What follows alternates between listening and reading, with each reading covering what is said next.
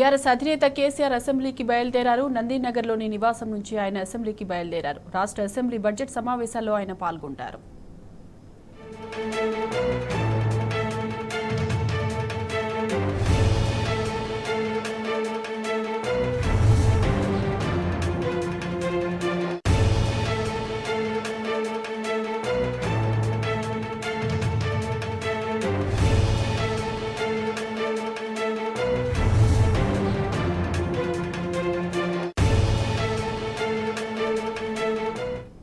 BRS అధినేత కేసీఆర్ అసెంబ్లీకి బయలుదేరారు. నందీనగర్లోని నివాసం నుంచి ఆయన అసెంబ్లీకి బయలుదేరారు. రాష్ట్ర అసెంబ్లీ బడ్జెట్ సమావేశాల్లో ఆయన పాల్గొంటారు.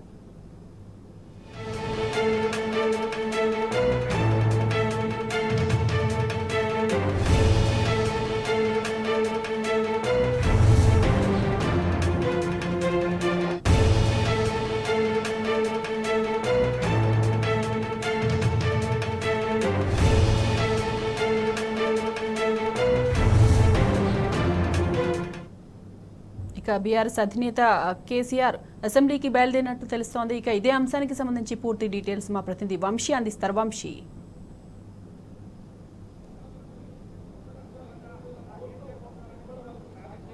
కొద్దిసేపటి క్రితమే బీఆర్ఎస్ పార్టీ అధినేత కేసీఆర్ నందీనగర్లోని తన నివాసం నుంచి అసెంబ్లీకి బయలుదేరడం జరిగింది. ప్రత్యేకంగా బడ్జెట్ సమావేశాలు జరుగుతున్నటువంటి నేపథ్యంలో అటు ఏదైతే వారు ఎమ్మెల్యేలతో ఎమ్మెల్సీలతో కలిసి అసెంబ్లీకి బయలుదేరినటువంటి పరిస్థితి కూడా మనం చూస్తూ ఉన్నాము.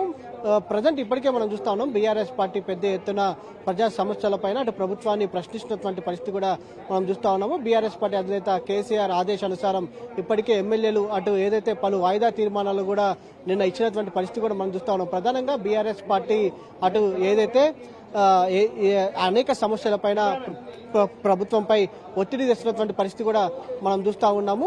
ఒకటి ఏదైతే నిరుద్యోగుల సమస్యలకు సంబంధించినటువంటి అంశం కావచ్చు, దాంతోపాటుగా సివిల్ సప్లైస్ లో జరుగుతున్నటువంటి కుంభకోణాలకు సంబంధించినటువంటి అంశాలు కావచ్చు, దాంతోపాటుగా అనేక సమస్యలు లా అండ్ ఆర్డర్ ఏదైతే వైఫల్యాలకు సంబంధించి కూడా భద్రతా వైఫల్యాలు అనేది మనం ఈ మధ్యకాలంలో రాష్ట్రంలో చూస్తూ ఉన్నాము. ఆ అంశాలకు సంబంధించి కావచ్చు, దాంతోపాటుగా ఇలా ఫీజు రియంబర్స్మెంట్ కావచ్చు, ఇలా అనేక అంశాలపైన బీఆర్ఎస్ పార్టీ అటు ప్రభుత్వాన్ని ప్రశ్నిస్తున్నటువంటి పరిస్థితి కూడా మనం చూస్తూ ఉన్నాము. అటు ఏదైతే ఈరోజు బడ్జెట్ సమావేశాల నేపథ్యంలో బీఆర్ఎస్ పార్టీ అధినేత కేసీఆర్ అటు అసెంబ్లీకి కూడా రానున్నటువంటి పరిస్థితి కూడా మనం చూస్తూ ఉన్నాము. ఇప్పటికే నందీనగర్లోని వారి నివాసం నుంచి బీఆర్ఎస్ పార్టీ ఎమ్మెల్యేలు ఎమ్మెల్సీలతో కలిసి వారు బయలుదేరినటువంటి పరిస్థితి కూడా మనకు కనిపిస్తూ ఉంది. కాసేపట్లో అసెంబ్లీ సమావేశాలకు ఏదైతే చేరుకొని ఉన్నారో ఇక్కడ పాల్గొనున్నటువంటి పరిస్థితి కూడా మనం చూస్తూ ఉన్నాము.